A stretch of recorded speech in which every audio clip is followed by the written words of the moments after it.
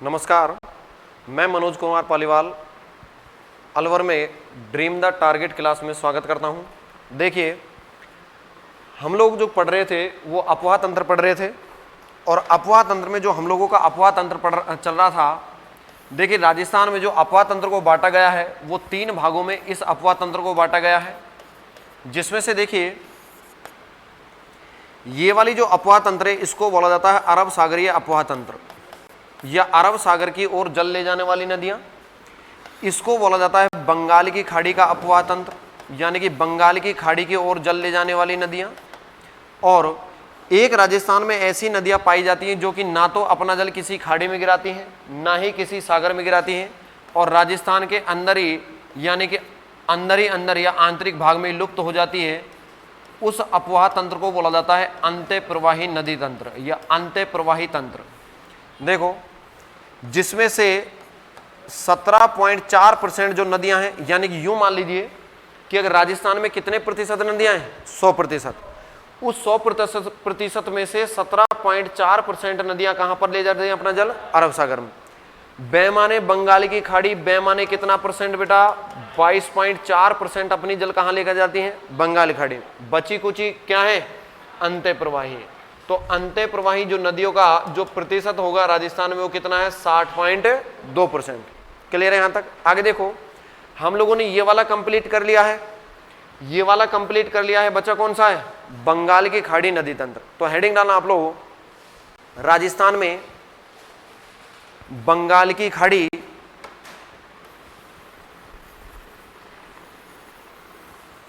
राजस्थान में बंगाल की खाड़ी नदी तंत्र। राजस्थान में बंगाल की खाड़ी नदी तंत्र।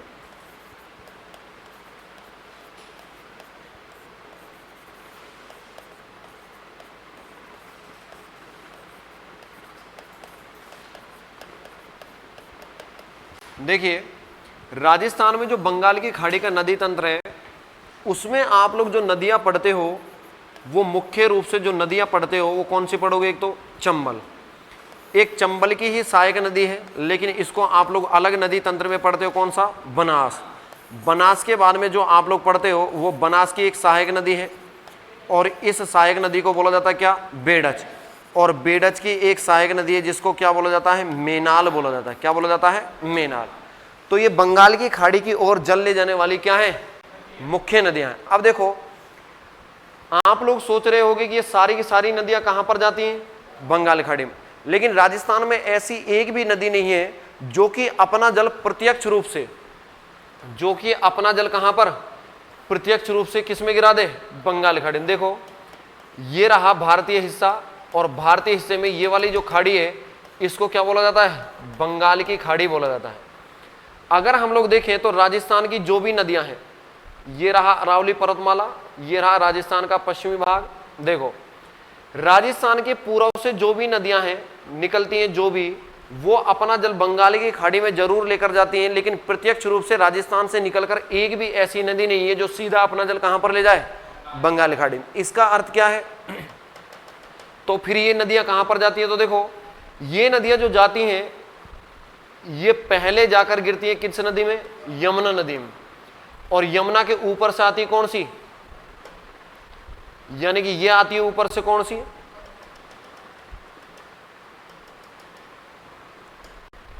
ये देखिए, ये जो पहले नदियां हैं ये अपना जल ले जाकर गिराती हैं। ऊपर से एक नदी आती है और इस नदी को बोला जाता है यमुना, और यमुना नदी जाकर मिलती है गंगा में। कहां पर मिलती है? गंगा में। और गंगा नदी अपना जल लेकर जाती है ब्रह्मपुत्र के साथ कहां? बंगाल की खाड़ी में।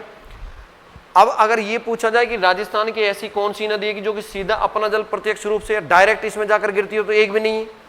पहले राजस्थान की जितनी भी बंगाल की खाड़ी की नदियां हैं वो अपना जल कहां पर ले जाकर गिराती हैं? यमुना नदी में। किसमें? यमुना नदी में। क्लियर है? यमुना जाती है गंगा में, गंगा जाती है ब्रह्मपुत्र में, या ये दोनों नदियां हैं ये मिलकर अपना जल कहां पर गिराती हैं? बंगाल की खाड़ी में। बात आ रही समझ में? क्लियर है यहां तक? आगे देखो, तो ये सारी की सारी जो नदियां हैं प्रत्यक्ष और अप्रत्यक्ष रूप से अपना जल किसमें मिलाएंगी? यमुना नदी में मिलाएंगी। क्लियर है? आगे इसमें हेडिंग डालना, कौन सी नदी लिखोगे आप लोग? चंबल नदी।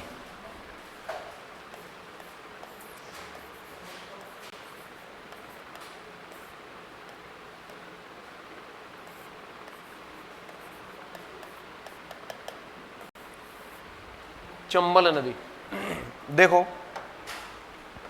चंबल नदी के अगर आप लोगों से उपनाम पूछे जाएं कि और किस नामों से चंबल नदी को जाना जाता है, तो देखिए यहां पर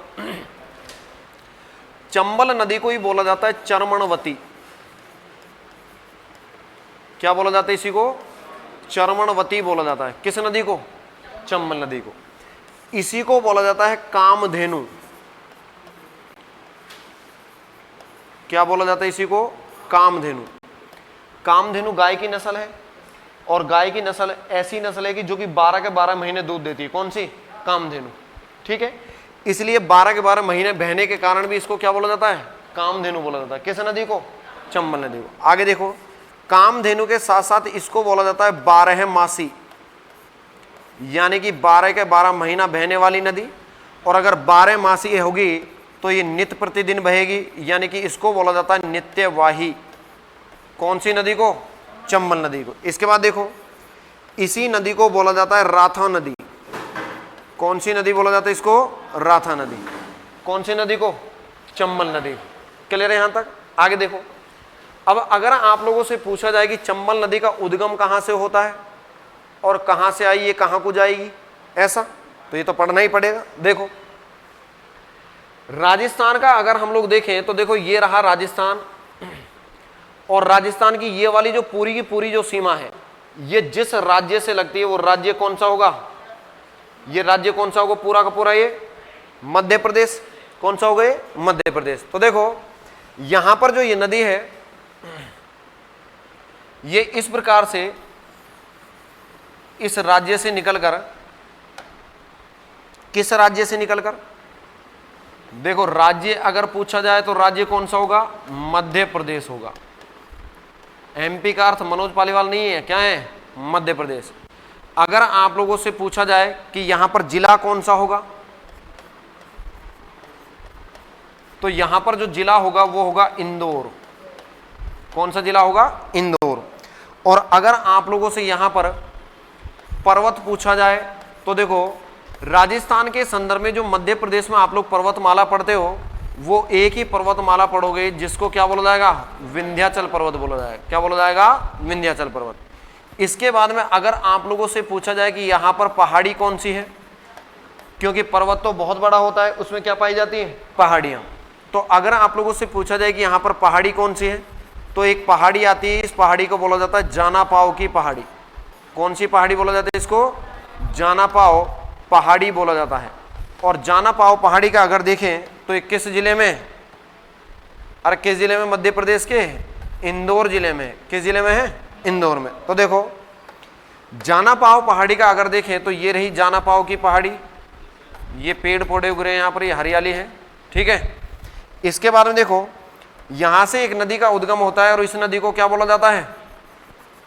चंबल नदी बोला जाता है। अरे कौन सी नदी बोला जाएगा इसको? चंबल नदी बोला जाएगा। तो ये जा रही चंबल नदी। अब देखो चंबल नदी जा तो रही है, वो तो ठीक है, लेकिन ये इस प्रकार से आगे जाते जाते और ये राजस्थान और मध्य प्रदेश की सीमा पर बहते हुए इस प्रकार से आगे जाते जाते ऊपर से अभी हम लोग बात ही कर रहे हैं, तो कौन सी नदी आएगी यहाँ? ये मुख्य नदी। और इस मुख्य नदी का जो नाम होगा वो क्या होगा? यमुना नदी में जाकर गिर जाती है। देखो उद्गम कहां से? जानापाव की पहाड़ी से। कहां पर है? मध्य प्रदेश में। आगे देखो ये नदी जो होगी, या जो नदी जिस नदी में ये जाकर गिरेगी वो नदी कौन सी होगी? यमुना। और अगर आप लोगों से जगह या स्थान पूछी जाए तो देखो जगह इसकी जो है वो है मुरादगंज। मुरादगंज। और मुरादगंज जिस क्षेत्र में पड़ता है वो है इटावा। और इटावा जिस राज्य में स्थित है वो कौन सा है? यूपी। कौन सा है? यूपी। तो देखो उद्गम कहां से? जानापाव की पहाड़ी से। और संगम कहां पर? कहां पर संगम? यमुना नदी में, मुरादगंज, इटावा, यूपी में। ये कौन सी नदी पढ़ रहे हो रे तुम लोग? ये चंबल नदी पढ़ रहे हो। कौन सी नदी पढ़ रहे हो? चंबल। अब देखो राजस्थान में भी ये कहीं ना कहीं से प्रवेश करेगी, नहीं करेगी? कौन सी नदी? चंबल नदी। तो देखो अगर पूछा जाए कि राजस्थान में प्रवेश कहां से करती है, राजस्थान में प्रवेश कहां से करेगी, तो देखो राजस्थान में जो ये चंबल नदी प्रवेश करेगी तो ये जो जगह होगी ये तो होगी चित्तौड़गढ़,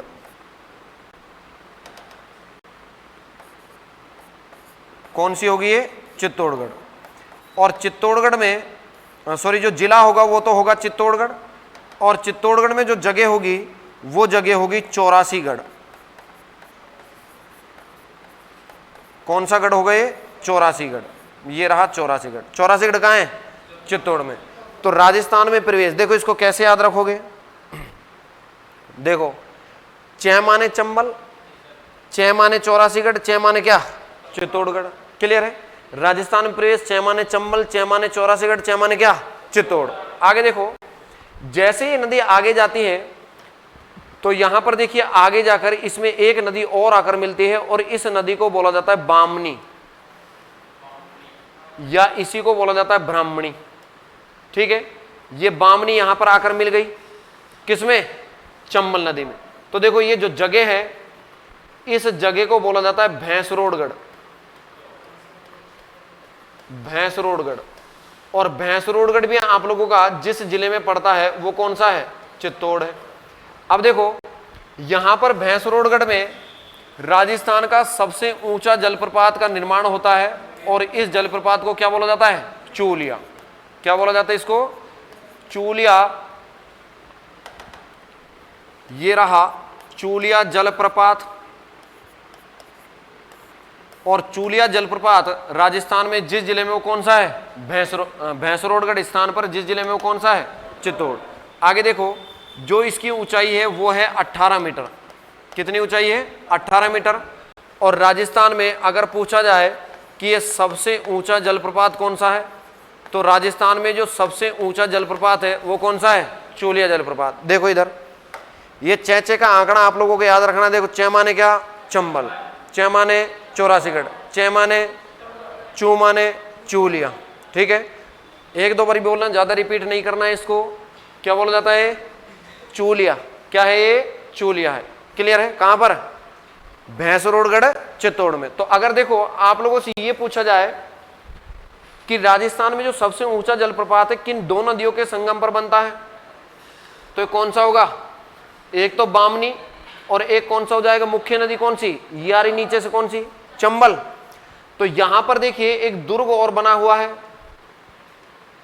यहां पर क्या बना हुआ है? एक दुर्ग बना हुआ है जिसको किस नाम से जाना जाता है?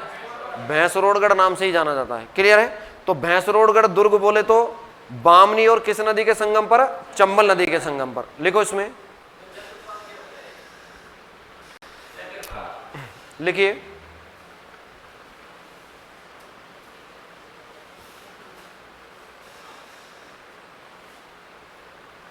हेडिंग डालो चंबल नदी, डैश करके आगे लिखना उपनाम।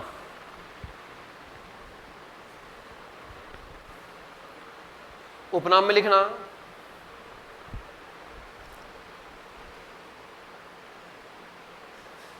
क्या लिखोगे? चरमणवती, कामधेनु, बारहमासी, ब्रैकेट में लिखना नित्यवाही, आगे लिखना राथा नदी, राथा नदी, राथा नदी।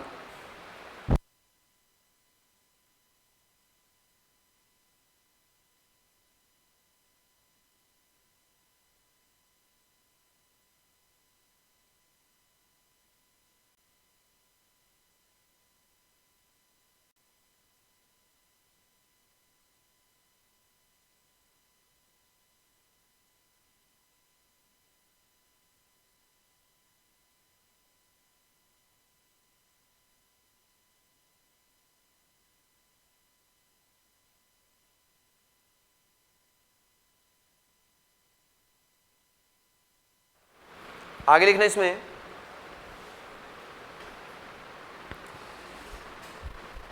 उद्गम, आगे लिखना उद्गम,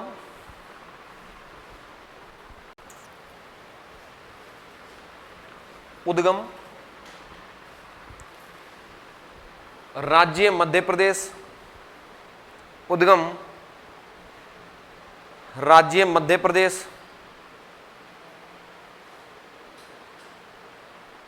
राज्य मध्य प्रदेश, जिला इंदौर, राज्य मध्य प्रदेश, जिला इंदौर,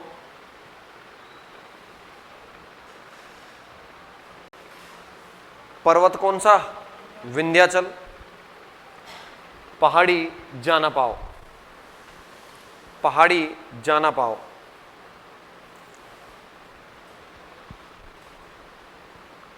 पहाड़ी जानापाव।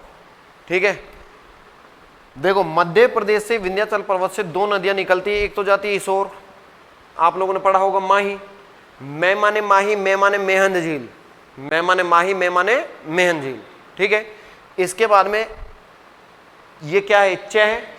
तो इसको आप लोग ऐसे याद रखना, क्योंकि दोनों नदियों में कंफ्यूजन होना लगभग तय है कि जो चंबल नदी है वो निकलती है जानापाव से, चे माने चंबल, चे माने चम्मच, और चम्मच में जो शक्कर आती है वो पाव भरे आती है। आई बात समझ में? चे में चम्मच में जो शक्कर आती है वो कितना आती है? पाव भरे। तो चंबल नदी का जो उद्गम है वो कहां से? जानापाव की पहाड़ी से। और माही नदी का जो उद्गम है वो मैं माने माही, मैं माने कौन सी झील? मेहंद झील। आगे लिखो इसमें,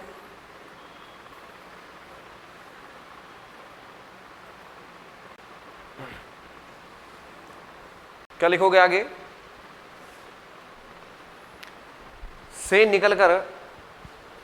निकलकर या जानापाव की पहाड़ी से निकलकर राजस्थान में, वे जानापाव की पहाड़ी से निकलकर राजस्थान में,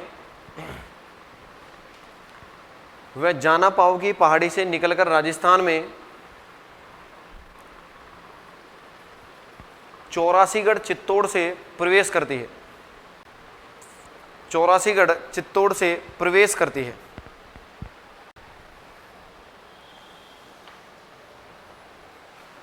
चौरासीगढ़ चित्तौड़ से प्रवेश करती है। कौन सी नदी? चंबल नदी। आगे लिखना इसमें, तथा मध्य प्रदेश राजस्थान में प्रवाहित होते हुए, तथा मध्य प्रदेश राजस्थान में प्रवाहित होते हुए,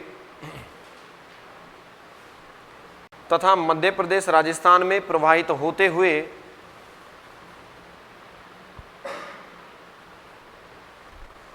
मुरादगंज इटावा यूपी में, ये रहा मुरादगंज इटावा यूपी में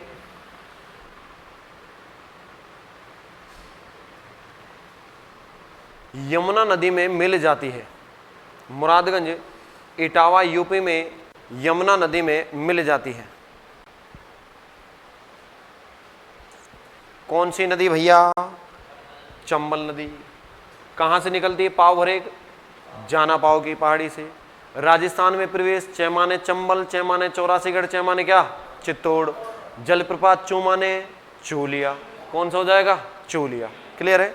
आगे हेडिंग डालो इसमें, चूलिया जलप्रपात, चूलिया जलप्रपात।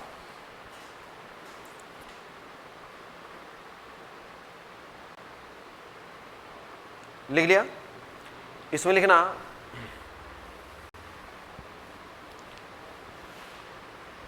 हरिपुरा चित्तौड़ से, हरिपुरा चित्तौड़ से बामनी नदी निकलकर, हरिपुरा चित्तौड़ से बामनी नदी निकलकर, हरिपुरा चित्तौड़ से बामनी नदी निकलकर, हरिपुरा चित्तौड़ से बामनी नदी निकलकर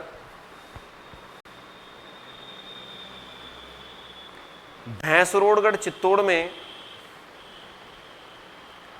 भैंसरोडगढ़ चित्तौड़ में चंबल नदी में आकर मिलती है।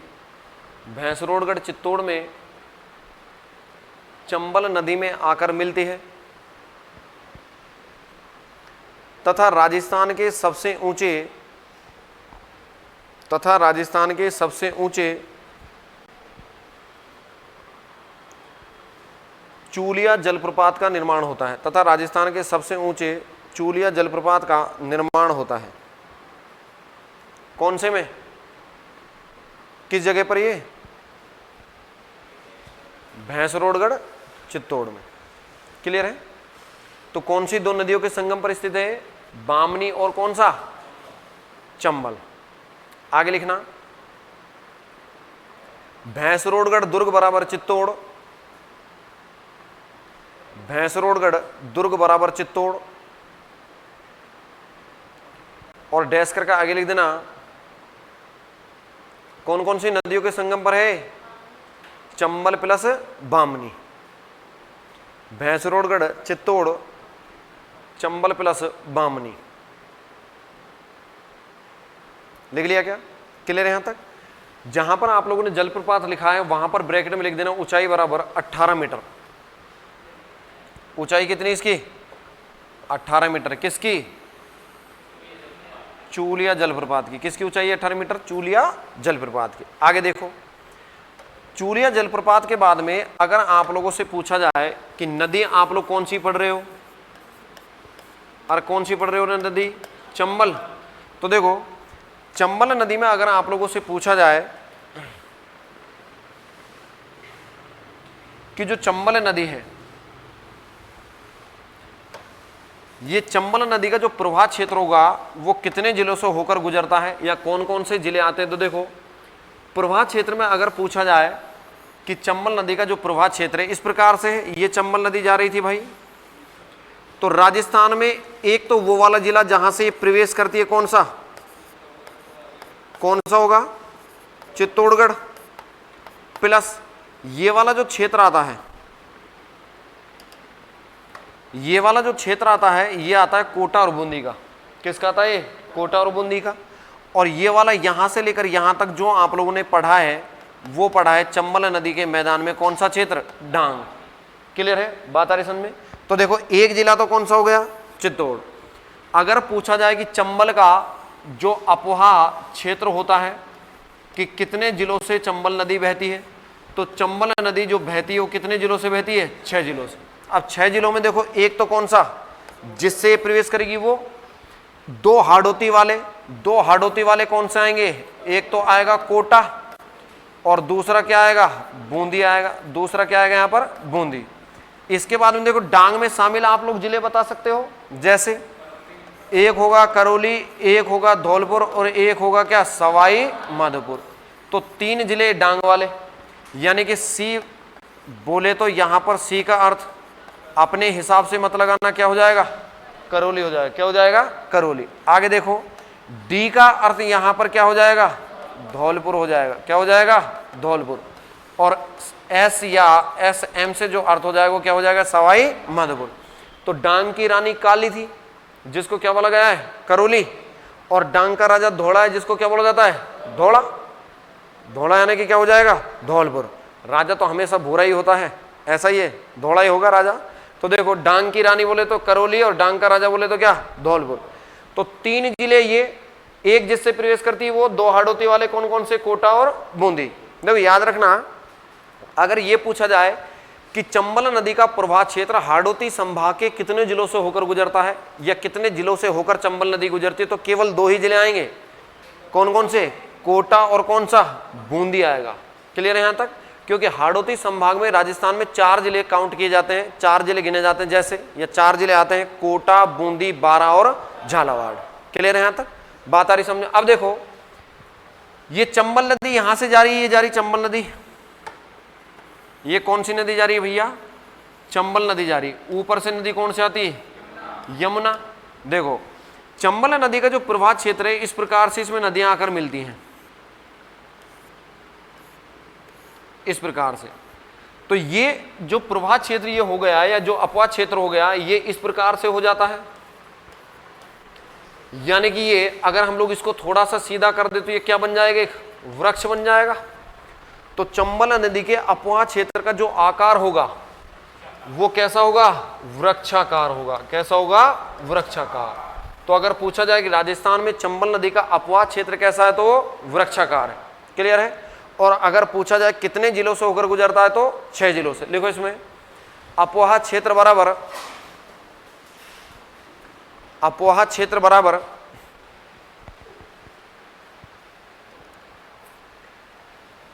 6 जिलों से नाम लिखना 6 जिलों के।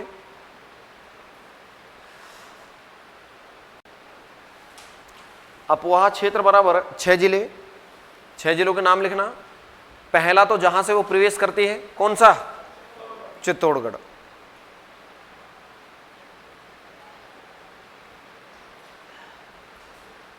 दूसरा लिखना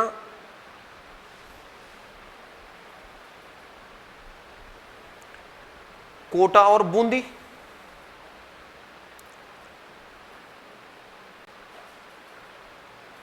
दूसरा कौन सा लिखोगे? कोटा और बूंदी। लिख लिए क्या? और आगे लिखना आप लोग कौन कौन से? करौली प्लस धौलपुर प्लस सवाई माधोपुर, और ब्रैकेट में लिख देना कौन सा क्षेत्र? डांग क्षेत्र।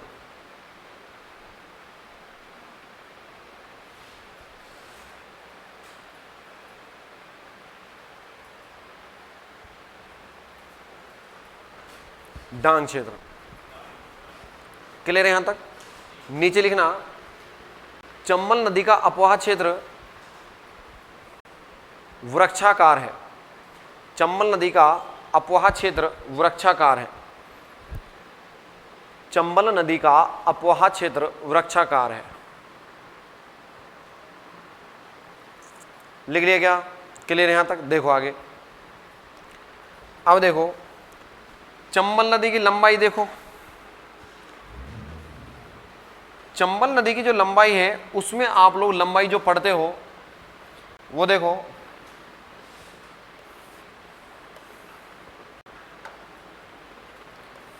ये पूरा का पूरा राजस्थान है। यहां से जो नदी जा रही है वो कौन सी नदी जा रही है? चंबल नदी।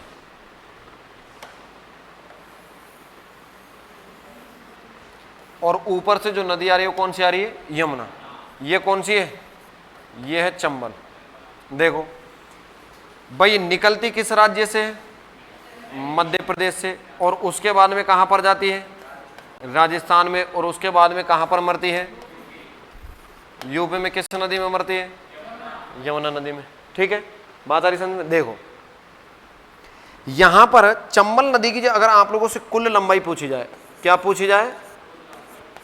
कुल अगर लंबाई पूछी जाए चंबल नदी की, तो कुल लंबाई या तो इसकी है 966 किलोमीटर, या इसकी जो लंबाई है वो है कन्यादान सा। क्या? 1051 किलोमीटर नगद कन्यादान। ऐसा, हाँ कन्यादान ऐसे किया जाता है ना, 51 में, 71 में, 61 में। तो देखो या तो कितने याद रखोगे आप लोग? 966 पुरानी वाली, नई वाली वेब कोर्स के अनुसार कितना रखोगे? 1051। अब इस 966 का अगर हम लोग डिवाइडेशन करें कि भाई मध्य प्रदेश, क्योंकि 3 राज्यों में बह रही, मध्य प्रदेश में कितनी है, राजस्थान में कितनी है, और कहां पर? यूपी में कितनी है। ठीक है, देखो मध्य प्रदेश में जो ये नदी बहती है ये बहती है 315 किलोमीटर। कितना बहती है? 315 किलोमीटर। क्लियर है? आगे देखो राजस्थान में यहां से लेकर यहां तक ये स्वतंत्र रूप से जो नदी बहती है ये बहती है कितना किलोमीटर? 135 किलोमीटर। बात आ रही समझ में?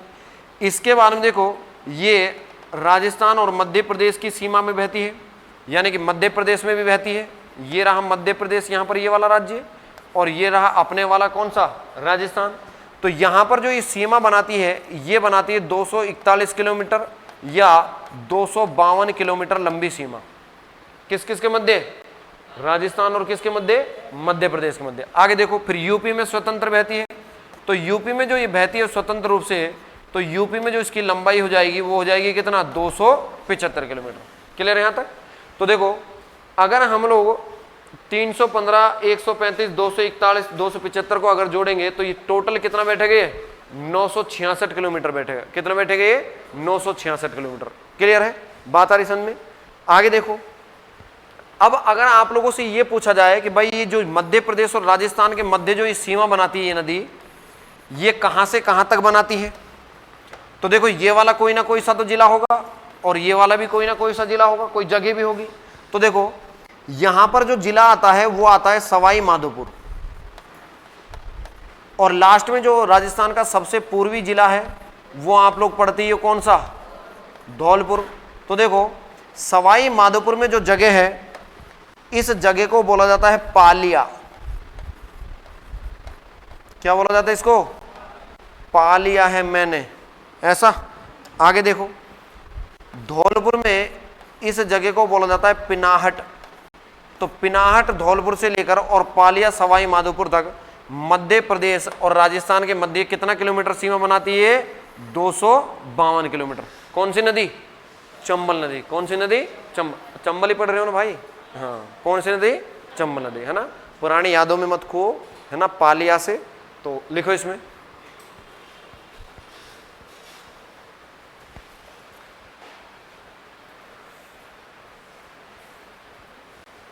इसमें लिखना कुल लंबाई बराबर 966 या 1051 किलोमीटर।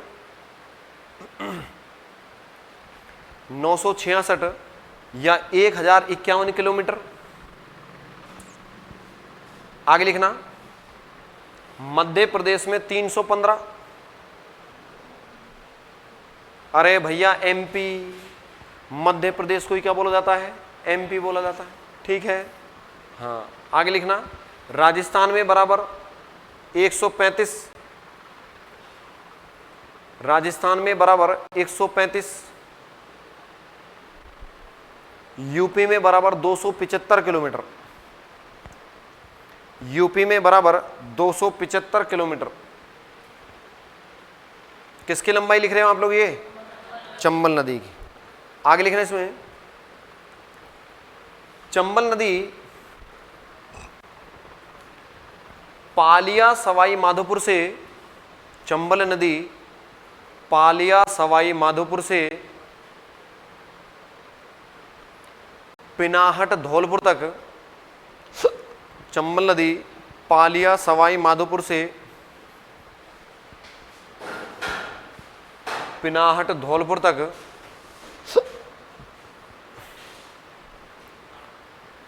हाँ, जिसका आप लोग सोच रहे हो वो याद नहीं कर रही है ना, या वो याद नहीं कर रहा है,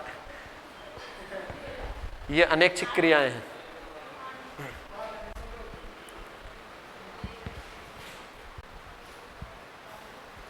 चंबल नदी पालिया सवाई माधोपुर से पिनाहट धौलपुर तक, पिनाहट धौलपुर तक राजस्थान व मध्य प्रदेश के मध्य,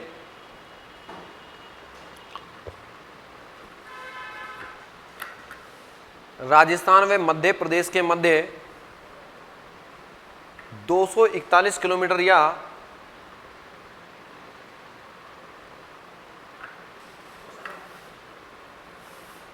252 किलोमीटर लंबी सीमा बनाती हैं, 252 किलोमीटर लंबी सीमा बनाती है। कौन सी नदी पढ़ रहे हो, चंबल नदी। क्या बना रही है, सीमा बना रही है। क्या बना रही है, सीमा, हाँ। सीमा पे इतना जोर नहीं देना है। देखो ये आप लोगों के हिसाब से वो वाली सीमा नहीं है, ये चंबल नदी की सीमा है और राजस्थान और किसके मध्य, मध्य प्रदेश के मध्य। आगे इसमें हेडिंग डालना चंबल नदी पर स्थित बांध परियोजनाएं।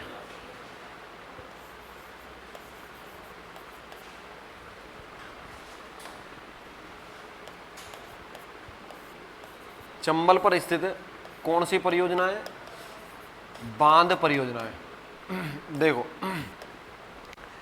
चंबल नदी पर जो बांध बनाए गए हैं, देखो इस प्रकार से बनाए गए, जैसे ये रहा राजस्थान, यहां से चंबल नदी जाती है और जाते जाते इस प्रकार से जिस नदी में मिल जाती है कौन सा है, यमुना। देखो चंबल नदी पर एक बांध यहां पर बनाया गया है जो कि कहां पर है, मध्य प्रदेश में। कहां पर है, मध्य प्रदेश। एक बांध यहां पर बनाया गया है जहां से जिस जिले से प्रवेश करती है कौन सा, चित्तौड़। उसके बाद में बताना तो देखा कहां जाएगी, कोटा और बूंदी। तो देखो एक बांध यहां पर इस प्रकार से और एक बांध यहां पर इस प्रकार से। तो देखो चंबल नदी पर टोटल कितने बांध बनाए गए हैं, 4, जिनमें से 3 हमारे कहां हैं, राजस्थान में, और अगर एक पूछा जाए तो एक कहां पर है, मध्य प्रदेश। अब देखो इन बांधों का जो क्रम होगा वो निर्माण क्रम के आधार पर क्रम अलग होगा। और अगर पूछा जाए कि चंबल नदी का, ये रही चंबल नदी के उद्गम से संगम की ओर, क्योंकि ये ऊपर चलती है, चंबल नदी के उद्गम से संगम की ओर इन बांधों का क्रम क्या होगा, तो वो अलग होगा। निर्माण क्रम के आधार पर बांधों का क्रम अलग, और चंबल नदी से उद्गम से संगम की ओर बांधों का क्रम क्या होगा, अलग होगा। देखो, अगर आप लोगों से चंबल नदी पर जो बांध क्रम है वो पूछा जाए, और वो किसके आधार पर, आप लोगों से निर्माण क्रम के आधार पर अगर पूछा जाए, तो देखो जो चंबल नदी का जो निर्माण क्रम होगा बांधों का, वो होगा GKRJ। क्या होगा, GKRJ।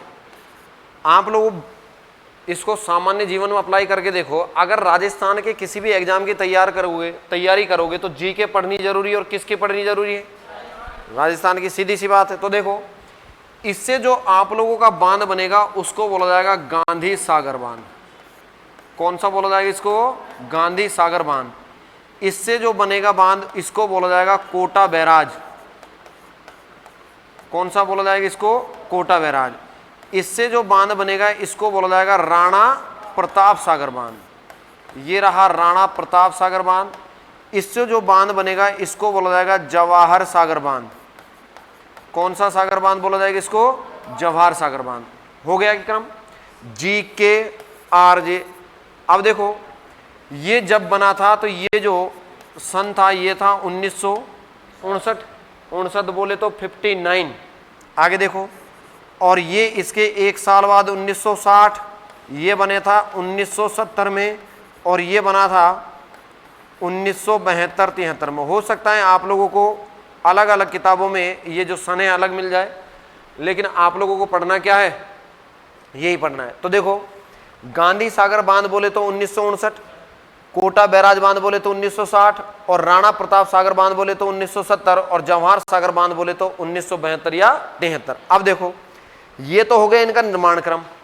निर्माण क्रम के आधार पर सबसे पहले कौन सा, गांधी सागर, उसके बाद कोटा बैराज, उसके बाद राणा प्रताप, और सबसे लास्ट में कौन सा, जवाहर सागर। लेकिन अगर आप लोगों से यह पूछा जाए कि इन बांधों का जो क्रम है वो उद्गम से संगम की ओर क्या होगा, तो देखो, ये चंबल नदी का उद्गम हो रहा है यहां से, और ये चंबल नदी का क्या हो रहा है, संगम। तो देखो, जो सबसे पहला बांध आएगा, ये वाला जो बांध होगा इसको बोला जाएगा गांधी सागर बांध। कौन सा बांध बोला जाएगा इसको, गांधी सागर। ये वाला बांध जो आएगा, इस बांध को बोला जाएगा राणा प्रताप सागर बांध। कौन सा बोला जाएगा, राणा प्रताप। ये वाला जो बांध आएगा इसको बोला जाएगा जवाहर सागर बांध, और ये लास्ट में जो बांध आएगा इसको बोला जाएगा कोटा बैराज। कौन सा बांध बोला जाएगा, कोटा बैराज। तो इसको आप लोग ऐसे याद रखोगे, गांधी राणा जवाहर कोटा। कैसे याद रखोगे, गांधी राणा जवाहर कोटा। और निर्माण क्रम के आधार पर GKRJ, यानी कि GK किसकी, राजस्थान की। क्लियर है बात आ रही समझ में। आगे देखो, अब ये बांधों का क्रम है, ये तो आप लोगों को पता ही पड़ गया। बांधे, जो बांध बने हुए हो किस तरीके से बने हुए, देखो, अगर हम लोग नदी की बात करें या विस्तार से इन बांधों के बारे में चर्चा करें, तो देखो, यहां से ये चंबल नदी है इस प्रकार से, और राजस्थान को पार करते हुए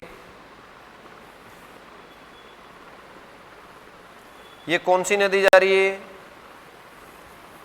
ये जा रही है लहराते हुए, कौन सी नदी, चंबल नदी। और ये ऊपर से आ गई कौन सी नदी, यमुना नदी। क्लियर है यहां तक। ये रही, इसको क्या बोला जाता है, चंबल। ये राजस्थान से यहां से प्रवेश करती है, राजस्थान की सीमा, और ये पूरा का पूरा क्षेत्र किसका है, मध्य प्रदेश का। अब देखो, चंबल नदी पर एक बांध यहां पर बनाया गया मध्य प्रदेश में, अभी हम लोग बात ही कर रहे थे, और इस बांध को बोला जाता है गांधी सागर बांध। कौन सा बांध बोला जाता है इसको, गांधी सागर बांध बोला जाता है। और गांधी सागर बांध का अगर पूछा जाए तो ये जिस राज्य में स्थित होगा वो कौन सा होगा, मध्य प्रदेश होगा। कौन सा होगा, मध्य प्रदेश। क्लियर है। आगे देखो, मध्य प्रदेश के बाद में जिस जिले से राजस्थान में प्रवेश करती है उस जिले में एक बांध बनाया गया है, और वो जिला कौन सा होगा? चित्तौड़। और चित्तौड़ में जो बांध बनाया गया है, इस बांध को बोला जाता है राणा प्रताप सागर बांध। कौन सा बांध बोला जाएगा इसको? राणा प्रताप सागर बांध बोला जाएगा। और राणा प्रताप सागर बांध की अगर पूछा जाए तो ये राजस्थान में जिस जिले में स्थित होगा वो कौन सा होगा? चित्तौड़गढ़ होगा। क्लियर है यहां तक? अब देखो राणा प्रताप सागर बांध की विशेषता क्या है कि ये राजस्थान में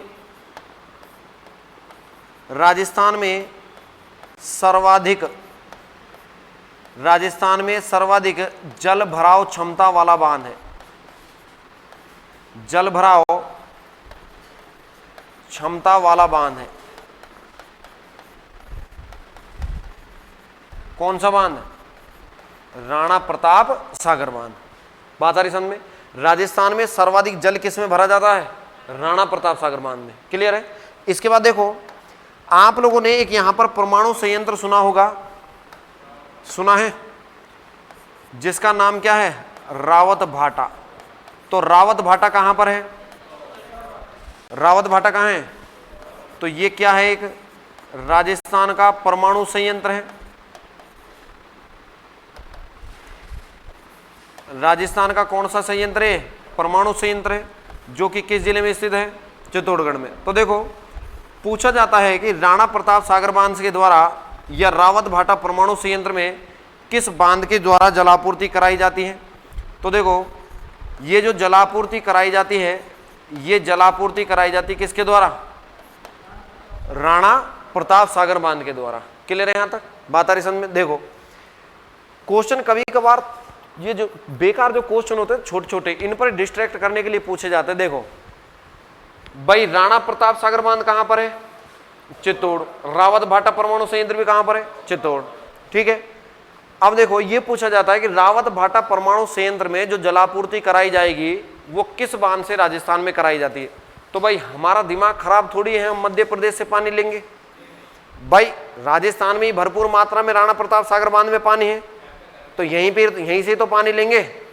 भाई घर की बात अगर घर से ही सिमट जाए तो बात अलग बात है। तो देखो राणा प्रताप सागर बांध से हम लोग क्या लेते हैं? रावत भाटा को जलापूर्ति कराते हैं। तो इसमें ध्यान रखना, गांधी सागर बांध या अन्य बांधों से हम लोग इसमें जलापूर्ति नहीं कराते। आगे देखो, एक बांध यहां पर बनाया गया है और इस बांध को बोला जाता है जवाहर सागर बांध। कौन सा बांध बोला जाता है इसको? जवाहर सागर बांध बोला जाता है। और जवाहर सागर बांध का अगर पूछा जाए तो ये राजस्थान में कोटा प्लस कहां पर स्थित है? बूंदी में। आगे देखो, इस बांध के उपनाम देखें तो देखो इसी बांध को बोला जाता है कोटा डैम। क्या बोला जाता है इसको? कोटा डैम। या इसे ही बोला जाता है चंबल नदी का पिकअप बांध। कौन सा बांध बोला जाता है इसको? चंबल नदी का पिकअप बांध। ठीक है, आगे देखो, चंबल नदी के पिकअप बांध के बाद में एक यहां पर बांध और बनाया गया है। ये रहा बांध, ये लास्ट वाला बांध है और लास्ट वाला बांध को बोला जाता है क्या? कोटा बैराज। क्या बोला जाता है इस बांध को? कोटा बैराज बांध बोला जाता है। अब देखो कोटा बैराज बांध राजस्थान में जिस जिले में स्थित होगा वो कौन सा होगा? कोटा। और याद रखना इस बांध से केवल सिंचाई की जाती है। केवल क्या की जाती है? सिंचाई। यहां से विद्युत का उत्पादन नहीं किया जाता। किस बांध से? कोटा बैराज बांध से। अब देखो फिर विद्युत का उत्पादन है वो किन बांधों से किया जाता है? तो देखो इस बांध से जो विद्युत का उत्पादन किया जाता है, किस बांध से? गांधी सागर बांध से। यहां पर देखिए जो इकाइयां लगी हुई है वो 5 इकाइयां लगी हुई हैं। कितनी इकाई लगी हुई है? 5। क्लियर है? ऊपर चलते जाओ 4 इकाइयां, ऊपर चलते जाओ 3 इकाइयां। क्लियर है? और कोटा बैराज से क्या नहीं की जाती? विद्युत का उत्पादन नहीं किया जाता। तो अगर आप लोगों से पूछा जाए कि गांधी सागर बांध पे कितनी विद्युत की इकाइयां लगी हुई हैं, तो 5 इकाइयां लगी हुई हैं। और 5 इकाइयां लगी हुई हैं तो ये कितने कितने मेगावाट की? तो देखो यहां पर जो इकाइयां लगी हुई हैं वो है 23 गुणा में 3 मेगावाट। 23 गुणा में 3 बराबर कितना मेगावाट हो जाएगा टोटल? ये कितना मेगावाट हो जाएगा? बढ़िया, 23 गुना में 3, सॉरी 5 आएगा, यहां पे 5 आएगा, 5 इकाई, सॉरी 23 गुना में 5 मेगावाट कितना हो जाएगा, ये बराबर 115 मेगावाट। कितना मेगावाट विद्युत का उत्पादन हो जाएगा, 115 मेगावाट। इसके बाद में देखो यहां पर जो विद्युत इकाई लगी हुई है वो 4 इकाई है, और 4 चौक 16 और 4 तिया 12 गुना में कितना 4, तो बराबर जो विद्युत का उत्पादन होगा वो हो जाएगा कितना 172 मेगावाट।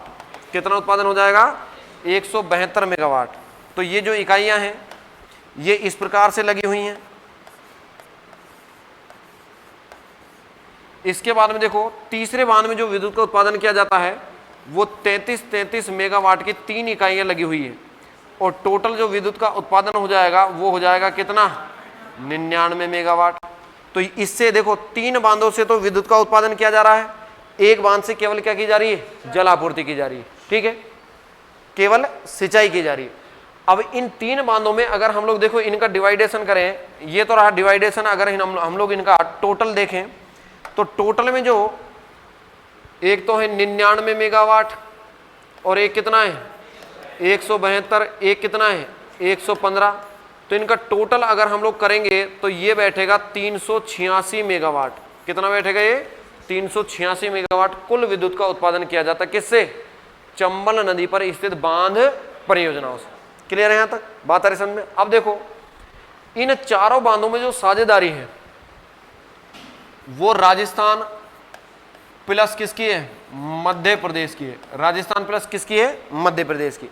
और राजस्थान प्लस मध्य प्रदेश में जो साझेदारी आती है यह आती है 50-50%। कितना कितना आती है 50-50%। अब 50-50% में देखो अगर पूछा जाए कि राजस्थान को चंबल नदी पर स्थित बांध परियोजना में से कितना विद्युत का लाभ होता है, तो टोटल बेटा कितना है 386 बटा में कितना कर दो 2 भाई, 50% अगर इसको दोगे और 50% इसको दोगे तो बटा 2 ही करना पड़ेगा। तो देखो 386 मेगावाट में से जो चंबल नदी पर स्थित बांध परियोजनाओं में से जो राजस्थान का हिस्सा आएगा वो आएगा 193 मेगावाट, और इसका भी जो हिस्सा आएगा वो कितना आएगा 193 मेगावाट। क्लियर है यहां तक, बात आ रही समझ में, कोई दिक्कत है क्या। तो चंबल नदी पर स्थित बांध परियोजना में जो साझेदारी होगी वो किस किस की होगी, मध्य प्रदेश और किसकी, राजस्थान की। क्लियर है यहां तक, बात आ रही समझ में। तो ये रही चंबल नदी पर स्थित क्या बांध परियोजनाएं। कितने बांध बनाए गए हैं, टोटल 4।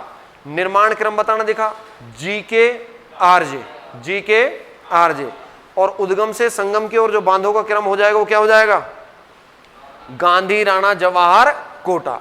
चंबल नदी पर स्थित बांधों में से कोटा डैम किसको कहा जाता है, जवाहर सागर बांध को। चंबल नदी का पिकअप बांध किसको कहा जाता है, जवाहर सागर बांध को। देखो पिकअप बांध आप लोग राजस्थान में नदियों के संदर्भ में 2 बांध पढ़ते हो, एक तो होगा माही नदी का पिकअप बांध जिसको बोला जाता है कागदी पिकअप बांध, और एक चंबल नदी का पिकअप बांध पूछा जाए, चंबल नदी पर स्थित पिकअप बांध पूछा जाए तो ये कौन सा होगा, अरे कौन सा होगा रे, जवाहर सागर बांध होगा। कौन सा होगा, जवाहर सागर बांध। क्लियर है यहां तक, कोई दिक्कत। तो बेटा आज के लिए इतना ही, thank you all of you. बाकी मिलते हैं हम लोग एक ब्रेक के बाद।